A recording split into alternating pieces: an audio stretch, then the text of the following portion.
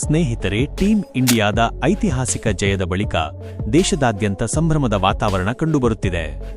ನಾಯಕ ಸೂರ್ಯಕುಮಾರ್ ಯಾದವ್ ನೇತೃತ್ವದ ಭಾರತ ತಂಡ ಅಹಮದಾಬಾದ್ನ ನರೇಂದ್ರ ಮೋದಿ ಸ್ಟೇಡಿಯಂನಲ್ಲಿ ನಡೆದ ಟಿ20 ವಿಶ್ವಕಪ್ ಫೈನಲ್ ಪಂದ್ಯದಲ್ಲಿ ನ್ಯೂಜಿಲೆಂಡ್ ವಿರುದ್ಧ 96 ರನ್ಗಳ ಭರ್ಜರಿ ಜಯ ಸಾಧಿಸಿದೆ.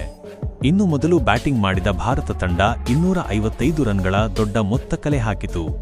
ನಂತರ ಬೌಲಿಂಗ್ನಲ್ಲಿ ಅದ್ಭುತ ಪ್ರದರ್ಶನ ನೀಡಿದ ಭಾರತ ನ್ಯೂಜಿಲೆಂಡ್ ತಂಡವನ್ನು 159 ರನ್ಗಳಿಗೆ ಆಲ್ಔಟ್ ಮಾಡಿ ಸತತ 2ನೇ ಬಾರಿ ಟಿ20 ವಿಶ್ವಕಪ್ ಗೆದ್ದು ಇತಿಹಾಸ ನಿರ್ಮಿಸಿದೆ.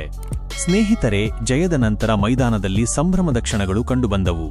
ಸ್ಟಾರ್ ಆಲ್ರೌಂಡರ್ ಹಾರ್ದಿಕ್ ಪಾಂಡ್ಯ ತಮ್ಮ ಸಹ ಆಟಗಾರ ಇಶಾನ್ ಕಿಶನ್ ಹಾಗೂ ಗೆಳತಿ ಮಹಿಕಾ ಶರ್ಮಾ ಜೊತೆ ಮೈದಾನದಲ್ಲೇ ಡ್ಯಾನ್ಸ್ ಮಾಡಿ ಸಂಭ್ರಮಿಸಿದರು.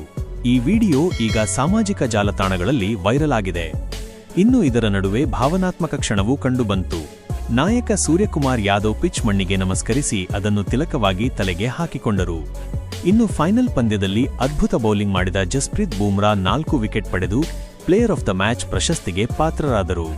ಸ್ನೇಹಿತರೆ, ನೀವು ಕೂಡ ಕ್ರಿಕೆಟ್ ಅಭಿಮಾನಿಯಾಗಿದ್ದರೆ ನಮ್ಮ ಚಾನೆಲ್ಗೆ ಸಪೋರ್ಟ್ ಮಾಡಿ. ಟೀಂ ಇಂಡಿಯಾದಲ್ಲಿ ನಿಮ್ಮ ಫೇವರೆಟ್ ಆಟಗಾರ ಯಾರು ಅಂತ ಮರೆಯದೆ ಕಮೆಂಟ್ ಮಾಡಿ. ಧನ್ಯವಾದಗಳು.